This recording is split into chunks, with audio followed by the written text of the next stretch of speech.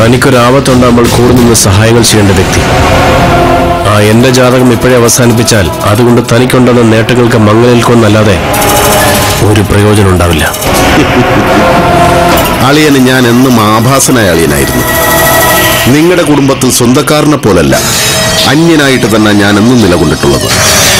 അതിനൊരു മാറ്റം ഉണ്ടാവുമ്പോ അത് പരമാവധി ആസ്വദിക്കാനല്ലാതെ കരുണ കാട്ടി എന്നെ പുച്ഛിച്ചു തള്ളിയ അളിയന് ഒരിക്കലും ഞാൻ മാപ്പ് തരില്ല.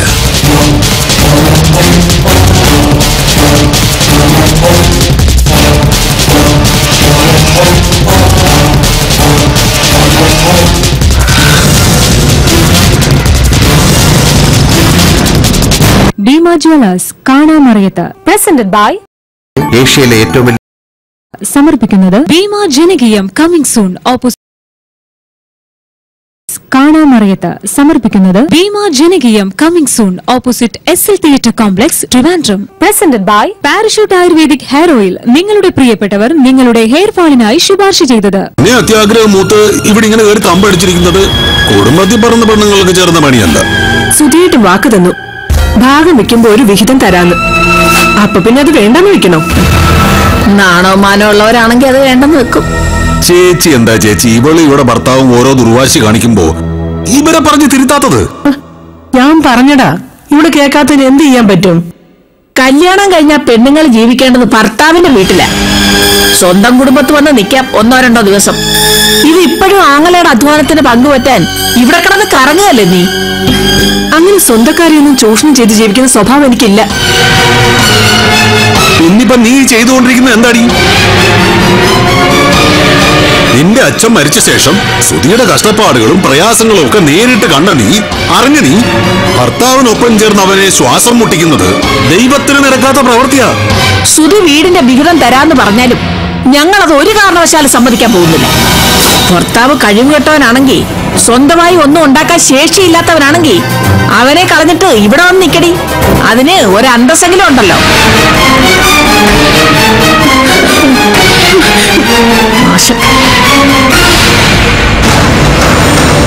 പെണ്ണിപ്പൊ തന്നെ രാജേന്ദ്രനെ വിളിച്ച് പറയും. ഇങ്ങനെ ചെറിയ ചെറിയ കുത്തലുകൾ കൊടുത്താലേ പെൺകുട്ടികൾക്ക് സ്വന്തമായി ജീവിക്കണമെന്ന തോന്നലുണ്ടാവൂ. അവര് സ്വന്തം കാലം നിൽക്കാൻ പഠിക്കൂ.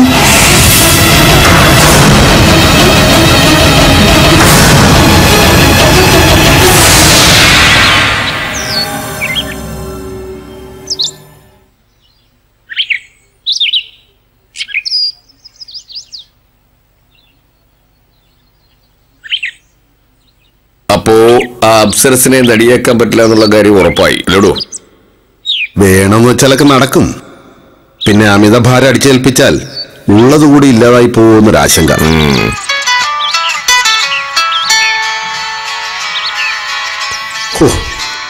കെട്ടിയോളാണല്ലോ. ഇനി അവിടെ എന്തെങ്കിലും ബുക്കാറുണ്ടായോ?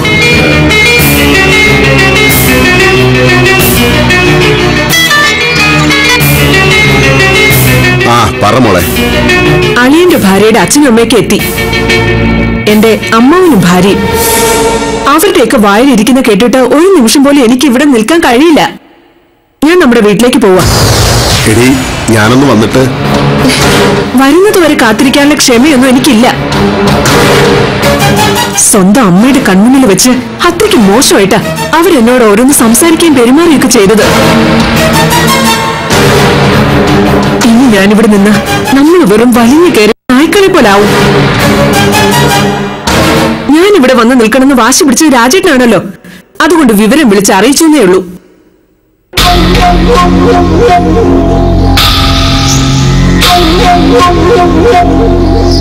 എന്താടോ, പുതിയ ടെസ്റ്റ് എന്തെങ്കിലും കെട്ടോട് സമ്മാനിച്ചോ?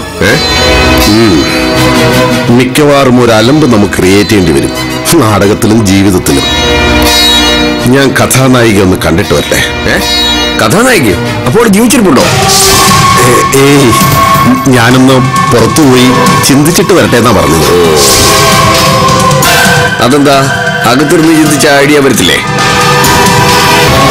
ചില നേരത്ത് ഹൈറേഞ്ചിലെ തണുപ്പും പ്രകൃതിയുടെ പച്ചപ്പും തലയ്ക്ക് വെളിച്ചം തരും. അതിനപ്പുറം വെളിച്ചം തരുന്ന മറ്റൊരാളുണ്ട് കേട്ടോ. അതാരാ? അതിപ്പോ തന്നെ അറിയിക്കാൻ പറ്റത്തില്ല. സമയം കാലമൊക്കെ ഒത്തുവരട്ടെ. നമ്മുടെ നമ്മുടെ നാടകം അരങ്ങ് തകർക്കട്ടെ. ശേഷം ഞാൻ ചിലത് പറയാം. അതെ, എഴുത്തിന്റെ ശക്തിയും സ്പീഡും ഒന്നും പോരാ.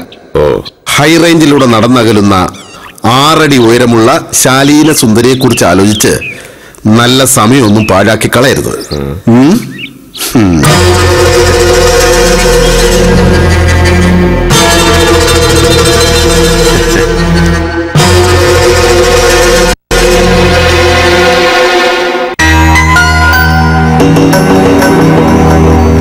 അതെ,